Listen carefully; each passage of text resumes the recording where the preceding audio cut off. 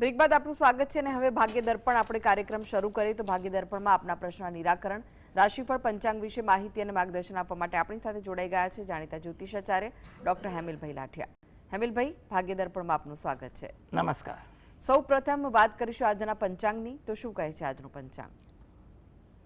આજે તારીખ 20/9/2025 શનિવાર, ભાદરવા વદ 14 તિથિ છે, 24-16 સુધી. મઘા નક્ષત્ર છે 8 અને 5 સુધી, પછી પૂર્વ ફાલ્ગુની નક્ષત્ર છે, સાધ્ય નામનો યોગ છે અને વિષ્ટિ નામનું કરણ છે. આજની રાશિ છે સિંહ, કે જેના નામાંક્ષર છે મ અને ટ. દિન વિશેષમાં જોઈએ તો આજે 14 તિથિનું શ્રાદ્ધ છે, જે અસ્ત્ર શસ્ત્રથી મૃત્યુ પામેલાનું પણ આજે શ્રાદ્ધ થાય. વિષ્ટિ 11-53 સુધી.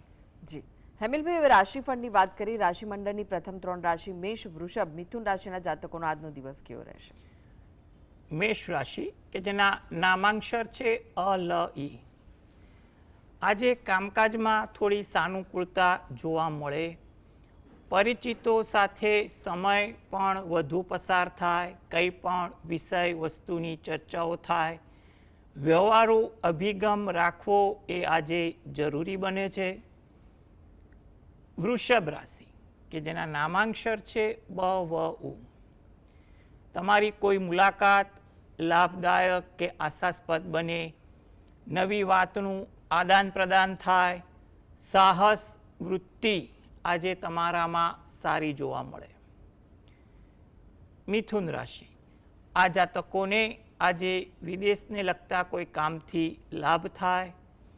પારિવારિક કામકાજમાં સહયોગ આપવાના પણ યોગ બને છે. આતુરતા પણ તમારામાં વધુ જોવા મળે. જી હવે વાત કરીએ કર્ક, સિંહ, કન્યા રાશિના જાતકોની. તેમનો આજનો દિવસ કેવો રહેશે? કર્ક રાશિ, કે જેના નામાંક્ષર છે ડ અને હ. કામકાજમાં વ્યસ્તતા થોડીક વધી જાય. જૂની યાદો વધુ તાજા થાય. કંઈ પણ પ્રકારની ચર્ચા વિચારણા થાય.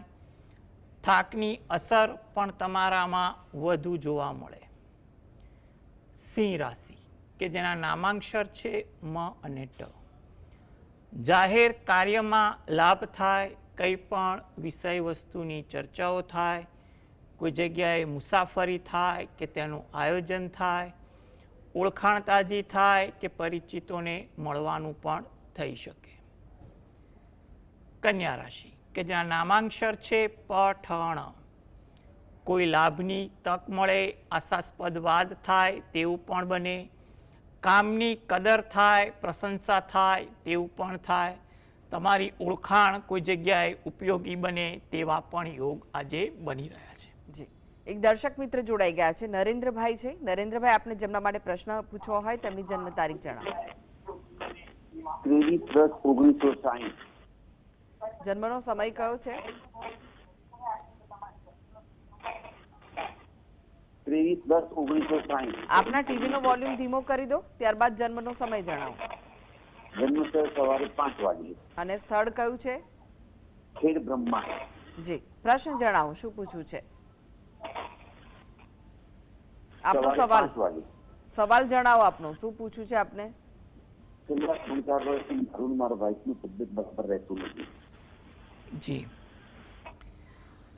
જો આરોગ્ય બાબતે તમારો જે પ્રશ્ન જે છે એ બાબતે એટલું કહેવાય કે હાલમાં તમારે ડિસેમ્બર મહિના સુધી થોડી તકેદારી રાખવી. નાની મોટી ફરિયાદ હોય તો દાક્તરી માર્ગદર્શન લેતા રહેવું એ જરૂરી છે. જાન્યુઆરી 2026થી પરિસ્થિતિમાં ધીરે ધીરે સુધારો આવે તેવું બનવા જોગ છે. અને તે માટે પણ જ્યાં પણ નાની નાની તકલીફ પડે ત્યારે પણ દાક્તરી માર્ગદર્શન લેવું, એટલે જેથી કરીને મોટી દ્વિધા ન થાય.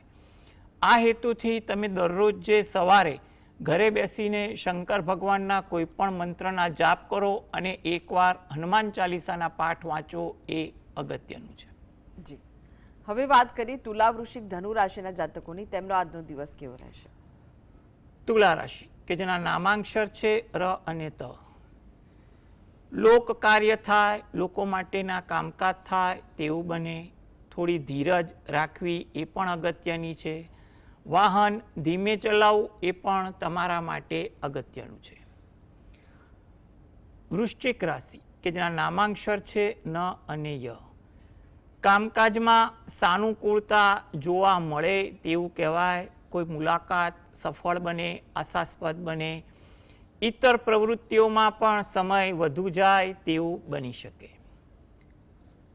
ધન રાશિ જૂના પરિચિતો સાથે મુલાકાત થાય, કઈ વિષય વસ્તુની ચર્ચાઓ થાય તેવું બને. અનુભવનો ઉપયોગ તમે તમારા કામકાજમાં સારી રીતે કરો. કોઈ તક મળે, જાણવા જેવી વાત મળે તેવું પણ બની શકે. જી, એક દર્શક મિત્ર જોડાઈ ગયા છે, રાહુલભાઈ છે. રાહુલભાઈ, આપને જેમના માટે પ્રશ્ન પૂછવો હોય તેમની જન્મ તારીખ જણાવો. 29/11/1989. જી, જન્મનો સમય કયો છે સાંજના 8 વાગે. અને સ્થળ કયું છે?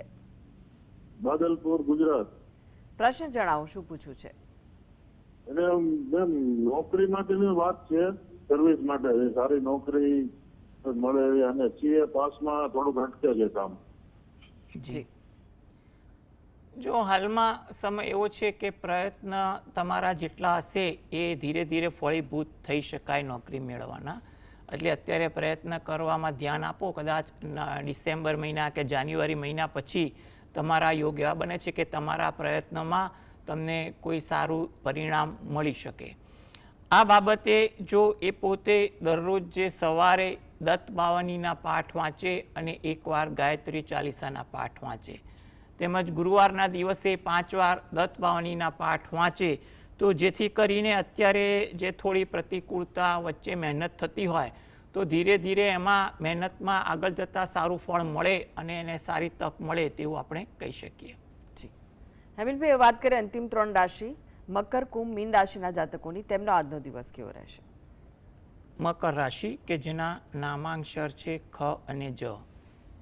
ધીરજનો અભાવ આજે તમારામાં વધુ જોવા મળે. મિત્રો સાથે સમય વધુ પસાર થાય. થાકની અસર પણ આજે તમારી દિનચર્યામાં રહે. કુંભ રાશિ નામાંક્ષર છે ગ, સ, શ. કુટુંબ ભાવના આજે તમારામાં વધુ દેખાય. નવા વિચારો આવે, નવું જાણવા મળે તેવું પણ બને.